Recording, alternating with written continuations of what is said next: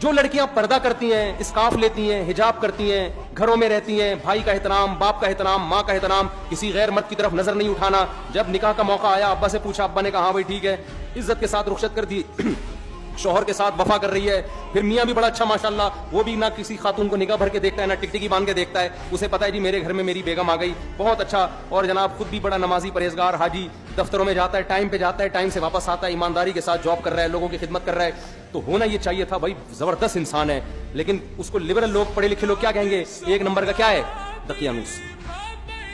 Girl friend boy friend رکھ رہے ہیں لوگ، لڑکیوں سے دوستیاں ہو رہی ہیں، یونیورسٹیوں میں کو ایجوکیشن سسٹم ہے، فیمیل ٹیچر پڑھا رہی ہے اور لڑکے پڑھ رہے ہیں. اس کو ماڈرنزم سمجھا جاتا ہے، اس کو سمجھاتے ہیں یہ اچھا معاشرہ ہے جہاں عورت کی عزت ہو رہی ہے. سمجھ میں آ رہی ہے بات؟ برقع پہنا دیا عورت کو، او ہو یہ لوگ تو ظالم ہیں. ابے عورت کو کمبختو برقع پہنا کے مردوں کی عیاشی رکتی ہے، عورت کی نہیں رکتی. عورت جتنا بے لباس گھومے گی مزہ تو مردوں کو آئے گا، عورت کو تھوڑی آئے گا. یہ عجیب قسم کی فضول قسم کا فلسفہ ہے کہ عورت کو کپڑوں سے آزاد کرنے کو عورت کی آزادی سمجھا جا رہا ہے. عورت جتنا کپڑوں سے آزاد ہوگی مزے کس کو آئیں گے؟ مردوں کو آئیں گے. جتنے کپڑے پہنے گی تو مردوں کے مزے خراب ہوں گے. مردوں کی عیاشی پہ لیبل کس کا لگا دیا؟ عورت کی آزادی کا. یہ گورے نے آپ کے ساتھ یہ کام کیا ہے. ایک مرد، مسلمان مرد جو گھر میں بیوی کو ساری زندگی کھلاتا ہے اور پھر بھی تانے سنتا ہے کہ آپ سے ملا کیا مجھے، وہ پھر بھی اس کو سہتا ہے، اس کی اولاد کی ساری زندگی خرچے اٹھاتا ہے، بچے کی پیدائش کا خرچہ اس کے ذمے، بچیوں کی ٹینشن یہ لے رہا ہوتا ہے. اب تو دامادوں کو بھی پال رہا ہے، صحیح ہے نا، شادی ہونے کے بعد ساری ٹینشنیں ایک مرد اٹھا رہا ہے. اس کا بیوی سے صرف یہ مطالبہ ہے کہ میری مرضی کے بغیر گھر سے باہر مت نکلو. اس کو دقیانوس قرار دے دیا، بیکورڈ.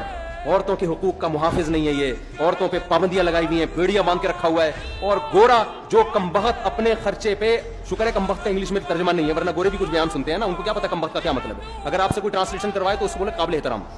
ہاں بعض دفعہ گورے بھی سن رہے ہوتے ہیں، رپورٹیں آئی ہیں اس طرح کی. تو گورا کمبخت ساری زندگی عورت سے مزے اڑائے گا. ساری بالغ ہوتے ہی گرل فرینڈ پہ کوئی خرچہ ہوتا ہے؟ کوئی خرچہ نہیں ہوتا ان کا. یہ آپ لوگ کے وہم ہے کہ گرل فرینڈ پہ، ان کے گرل فرینڈ پہ بھی 5 روپے بھی خرچ نہیں کرتے. گرل فرینڈ برگر کھائے گی اپنے پیسوں سے اور لڑکا برگر کھائے گا. ہمارے یہاں تو گرل فرینڈ میں آدھے ہو جاتے ہیں لوگ. گرل فرینڈ پہ بیوی پہ تو اس سے بھی زیادہ خرچے ہیں. اس کے تو ماموں جب آئیں گے تو ان کے لیے سموسے لے کر آؤ، اس کے پاپا آئے ہوئے ہیں تو ان کے لیے رول لے کر آؤ، اس کے چاچا آئے ہوئے ہیں تو اس کے لیے جلیبیاں لے کر آؤ، ان کو یہ پسند ہے، ان کو وہ پسند ہے. ایک طویل سلسلہ لامتناہی، نہ ختم ہونے والا سلسلہ. ان کو کیا کہہ دیا گورے نے؟ بیکورڈ. عورتوں کی زنجیریں باندھی ہوئی ہیں. اور گورا ساری زندگی عورت سے عیاشی کرتا ہے، مزے اڑاتا ہے، 1 روپے بھی اس پہ خرچ نہیں کرتا.